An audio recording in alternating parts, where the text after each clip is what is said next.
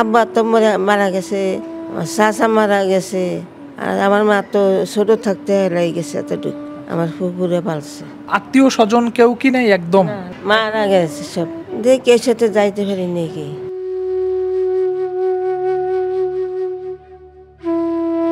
Child and old age কেয়ারে আশ্রিত অসহায় অজ্ঞাত রাস্তায় পড়ে থাকা প্রতিবন্ধী শিশু, পাগলি বোন, বৃদ্ধ বৃদ্ধা বাবা মা, এদের গল্প নিয়ে আপনাদের সামনে প্রতিনিয়তই হাজির হই। তেমনি করে আজ আমার পাশে যে বৃদ্ধাকে দেখতে পাচ্ছেন, তার জীবনের গল্প আপনাদের শোনাবো। তিনি এখানে কেমন আছে, কি অবস্থাতে আছে, একটু তার কাছ থেকে জানবো।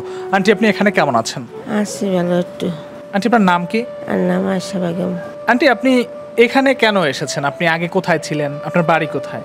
ওর পায়ে তুই পড়ছিল, ব্যথা পড়ছিলাম, ওই জানিয়েছিলাম। পায়ে ব্যথা পেয়েছিলেন? হয় এই পায়ে কিভাবে পেয়েছিলেন? পড়ে গেলাম এরপরে কি আপনি রাস্তায় পড়েছিলেন?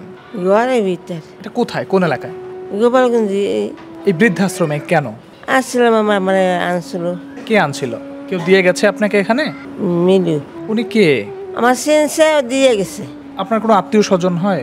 না, আব্বা তো মারা গেছে, আমার চাচা মারা গেছে, আর আমার মা তো ছোট থাকতে হেলাই গেছে এতটুকু। আমার ফুপুরে পালছে, তারা মরছে, তারপর আর আমার বিয়ে দিছিল। আচ্ছা, আপনার ফুফু তারা মারা গেছে, তারপর আপনার বিয়ে হয়েছে? হ্যাঁ, আচ্ছা, সেই বিয়ে করেছেন, সেই স্বামীর সংসারে কে কে আছে বা এখন কি অবস্থা? তারা সব মরছে।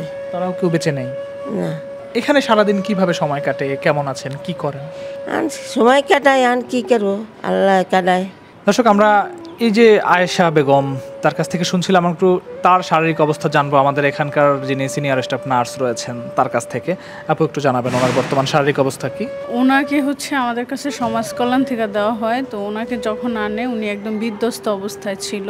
শরীরে শুধুমাত্র একটা কাপড়, মানে তাও ছিঁড়া অবস্থায়, মানে একদম রাস্তায় পড়ে থাকলে একটা মানুষের যেমন অবস্থা হয় ওরকম। পরে ওনাকে যখন নিয়ে আসে, উনি অনেক অসুস্থ। ওনার কোমরে সমস্যা আছে, হয়তো কোনো হাড়ের সমস্যা, যার জন্য উনি সোজা হয়ে হাঁটতে পারে না। আর ওনার দীর্ঘদিনের আর্থ্রাইটিসের একটা সমস্যা আছে। এই দুইটার জন্য উনি স্বাভাবিকভাবে চলাফেরা করতে পারে না। কোনো রকমে হয়তো নিজের ওয়াশরুম করতে পারে, গোসলটা করতে পারে, আর খাওয়া দাওয়া নিজেই করে। কিন্তু উনি মানসিক কোনো সমস্যা আক্রান্ত না, ওনার এতটুকুই শারীরিক সমস্যা আছে। আন্টি, আপনি কি আপনার পরিবারের কাছে যেতে চান? আমার মা নাই তো। আত্মীয় স্বজন কেউ কি নেই একদম? না, না, তাহলে মারা গেছে সব। তাহলে আপনি যতদিন আছেন এখানেই আমাদের কাছে থাকবেন? আমি তো থাকতে চাই। এখানে ভালো লাগে? ভালো লাগে কেমন। তাহলে কি বলতে চান, কি চান, আপনার ইচ্ছেটা কি? দেখে সাথে যাইতে পারি নাকি।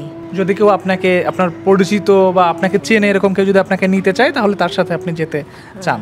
দর্শক, শুনছিলাম আয়েশা আন্টির তার পরিবার বলতে এই মুহূর্তে কেউই নেই, তার আপনজন। তাও তিনি চাচ্ছেন ওনার স্বজনদের মধ্য থেকে বা পরিচিত জনদের মধ্য থেকে যদি কেউ ওনাকে নিতে চায়, তাহলে উনি তাদের সাথে যেতে চাচ্ছেন।